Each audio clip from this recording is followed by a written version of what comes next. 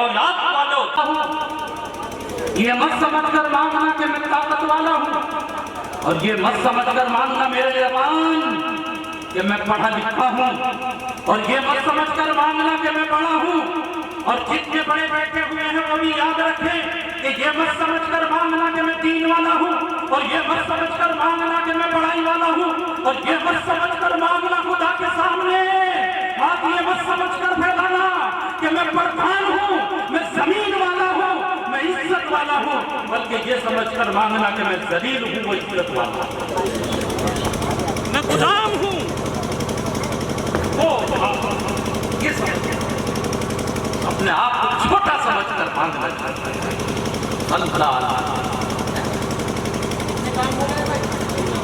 दो काम, तीसरा काम ये है कि इस रात में अगर अल्लाह तौफीक दे, सुन भी रहे हैं, ये दो काम जो बताए मैंने मर्दों के लिए भी औरतों के लिए भी। इस रात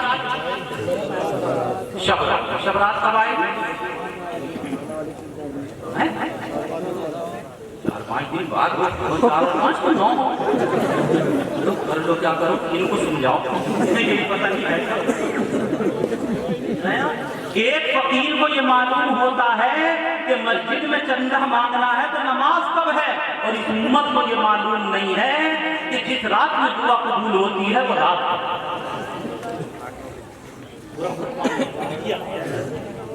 28 मार्च 28 कह लो ऐसा कहलाने वाला भी ना मिलने लगा, बार एक बार 28 मार्च गुजर कर जो रात आएगी वो शब रात है ना, पता चल गया। उसी से लिख कर रख लेना कि हमेशा 28 मार्च को शब रात होती है। अरे इस साल है, अगले साल का, अगले साल का कब है भाई? 28 वो जो रात आएगी। तो माए बहने की एक तो किसका एहतमाम करें? इबादत, और दूसरे किसका एहतमाम करें? दुआ। तीसरे नंबर पर किसका एहतमाम करें? शब रात से अगले दिन के रोजे। किसका? अगले दिन के जो बड़ी उम्र वाले हैं, खैर वो बड़ी उम्र वाले हैं, लेकिन भाई इतने बड़े मजमे में 10 नौजवान हैं ऐसे कि जो शब रात से अगले दिन रोजा रखने के लिए तैयार हो जाए।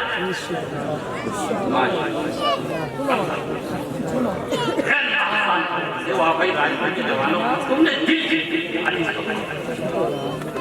से दुआ निकल रही है। माए बहने सुन रही है, वो भी याद रखें कि 28 से अगले दिन यानी 29 का रोजा रखें। ये रोजा रखना फर्ज नहीं, वाजिब नहीं, मुस्तहब है। क्या मतलब?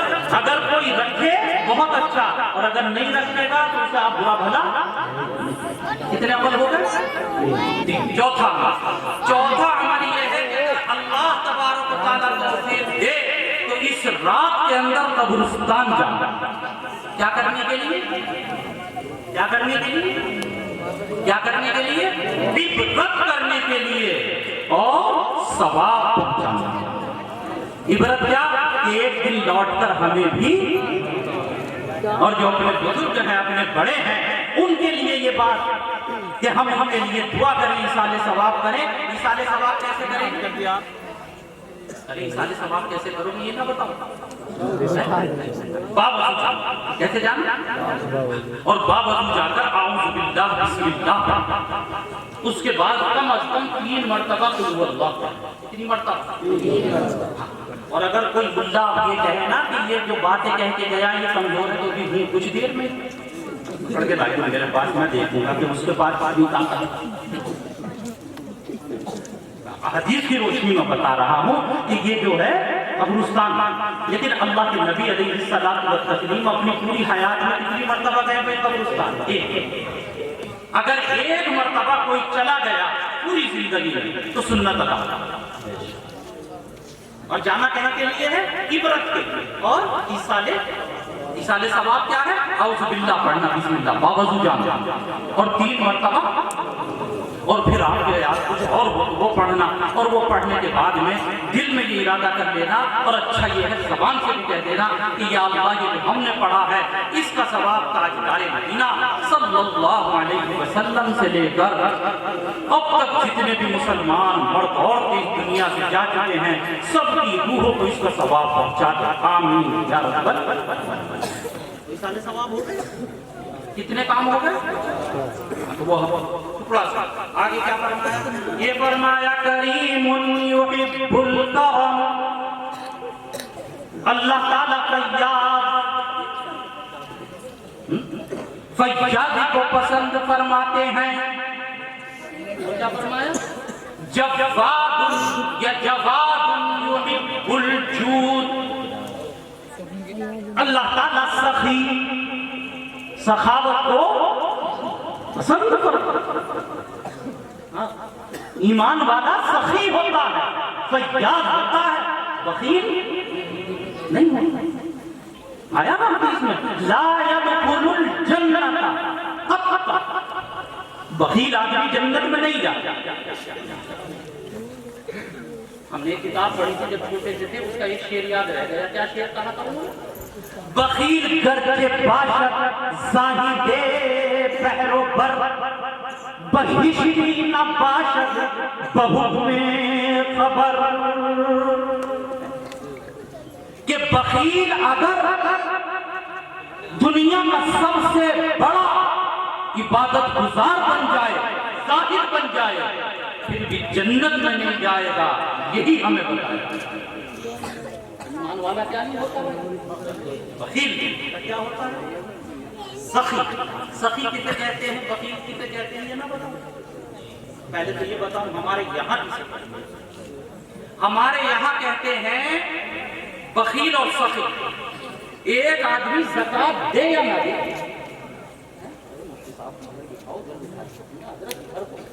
ذرا ادھر بیٹھے آپ، مجھے آپ ڈر لگے گا ورنہ آپ کو ادھر کو بیٹھے تاکہ مجمع ہمارے حضرت مفتی صاحب نے تقریر پہ ان کی ہوگی، میں تو ویسے ہی دیکھو آپ حضرات کو کچھ ادھر کی بتا رہا ہوں۔ کیا کہہ رہا تھا؟ بخیل اور ہمارے یہاں چاہے زکات دے یا نہ دے، مہمان آیا برفی اور رسگلہ نمکین بسکٹ کاجو بادام رکھ دیے، کہتے ہیں کہ میاں ہمارا رشتہ دار سخی بیچارہ پانچوں وقت کا نمازی زکات پابندی سے ادا کرتا ہے، مہمان آیا دال چاول کھلا دیے، یوں کہے کہ بخیل بڑا ہے، گوشت بھی نہ کھلایا دال ہی میں ٹرکھا دیا، اور اگر داماد پیدا کر دیا پھر کیا کہنے ہو، پھر تو منہ ایسا ہو جائے گا جیسے برسات میں بھینس کا گوبر، اب تو بکھرا بکھرا پھرے گا رائتے کی طرح۔ یہ ہے آئیے شریعت کے اندر سخی اسے کہتے ہیں جہاں اللہ خرچ کرنے کا حکم دے وہاں، اور اگر وہ زکات ادا نہیں کرتا چاہے کتنا ہی مرغا کھلاتا رہے اسے سخی شریعت کی نظر میں نہیں۔ جہاں شریعت کے ہے خرچ کر، خرچ کرنے والے کا نام کیا ہے؟ یہ تو بھی تمہید۔ اب سنیے حدیث نبوی، اللہ کے نبی علیہ الصلوۃ والتسلیم نے فرمایا نظفوا افنیتکم ولا تشبہوا بالیہود۔ کیا کہا کہ اپنے گھر کے سامنے کو صاف ستھرا رکھو، اپنے گھر کے سامنے دروازے کے سامنے جو جگہ اس میں کیا رکھو، اور آگے کیا کہا یہود کی مشابہت اختیار مت کرو۔ ان دونوں میں کیا جوڑ ہے؟ اللہ جزائے خیر دے نقابرین کو کہا کہ مدینہ منورہ کے جو یہودی تھے ان کی یہ عادت تھی کہ گھر تو بڑے چماچم پتھر لگا کمکمے جل رہے اعلیٰ درجے کا فرنیچر تھا، آئینے لگے ہوئے، टॉयलेट में आईना, बंदे टॉयलेट में का क्या करेगा?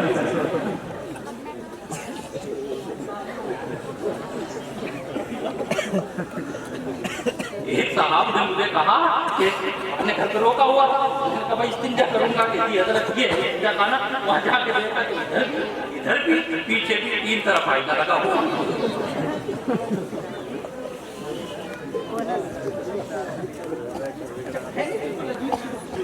तो मान लो दूसरी तरफ हजरत मुफ्ती साहब आ गए, इनके सामने बोलते हुए मुझे ठंडा। क्या कह रहा था मैं ये कह रहा था कि यहूद की आदत ये थी कि अंदर से घर बड़ा खूबसूरत होता, अंदर से घर क्या होता था, लेकिन घर के बाहर पूरा कूड़ा कबाड़। आका अलैहिस्सलातु वत्तस्लीम ने इरशाद फरमाया कि तुम जैसे अपने घर को साफ रखते हो, घर के सामने को भी क्या रखते हो? साफ। अपने सामने को भी क्या रखो? साफ। और जब हम अपने घर को साफ रखेंगे, अपने कपड़ों को साफ रखेंगे, अपने बदन को साफ रखेंगे, तो इंशाअल्लाह सुम्मा इंशाअल्लाह देखना, उसके बाद हमें अल्लाह का जिक्र करने में भी मजा आता है। कभी इसके ऊपर रिसर्च करके देखिए, अगर आपके कपड़े मैले हैं तो नमाज में दिल नहीं लगेगा, और अगर कपड़े साफ सुथरे हैं, जिस्म भी बिल्कुल आपका साफ सुथरा है, तो फिर तो हमें सफाई का हुक्म दिया गया। कहाँ साफ रखना भाई? जिस्म को। और किसको साफ रखना? घर को भी। और जब अपने घर को रखना तो मस्जिद को साफ नहीं रखना। हमने क्या करा? हमने ये करा मस्जिद के अंदर कि जैसे ही गेट में दाखिल होंगे तो सबसे पहले इस्तिंजा खाना, और उसमें ऐसी सड़हन मारती है कि अगर किसी दूसरे को ले आओ तो चलो मस्जिद में लेके चल जाए, किसी और मजहब का हो, और कहे कि भाई मस्जिद किसे कहते हैं कि मस्जिद अल्लाह का घर है, वहाँ रहमत के फरिश्ते आते हैं, वहाँ अल्लाह की रहमत होती है, और जब वो हमारी मस्जिद के दरवाजे में दाखिल होगा तो वो कहेगा रहमत तो मिले ना मिले लेकिन बदबू कहे।